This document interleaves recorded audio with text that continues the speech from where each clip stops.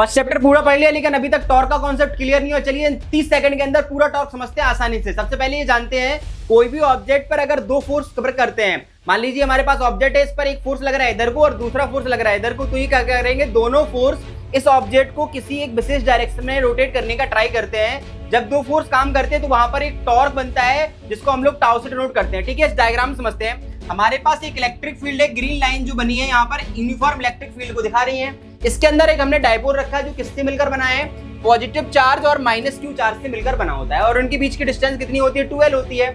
आप कोई भी चार्ज अगर इलेक्ट्रिक फील्ड के अंदर आता है तो उस पर लगता है फोर्स, जिसकी वैल्यू कितनी होती है, F is equal to Q E. अगर पॉजिटिव चार्ज है तो कहाँ लगता है force, same direction of the electric field.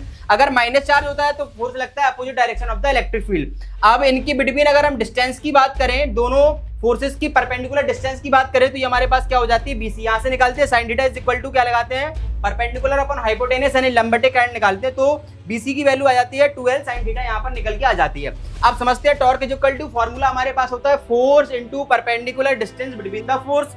अब फोर्स क्या है, F, और परपेंडिकुलर डिस्टेंस कितनी है, BC है। यहाँ पर जब वैल्यू पुट करोगे आप टाउ का, तो टाउ हो गया, ठीक है। F की वैल्यू कितनी है, QE है, QE लिख दिया, और BC की वैल्यू कितनी निकाल ली आपने, 12 sin थीटा निकाल ली यहाँ पर, ठीक है।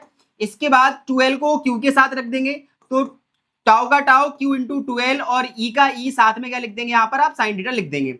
आप यहाँ पर देखो कि जो हमारे पास Q इंटू 12 होता है उसको हम लोग P लिख सकते हैं, तो P E sin थीटा, ये हमारे पास फॉर्मूला बन गया किसका, टाउ का फॉर्मूला बन गया P E sin थीटा। अगर इसका वेक्टर फॉर्म कभी लिखना हो तो tau vector is equal to हमारे पास आ जाता है P क्रॉस E।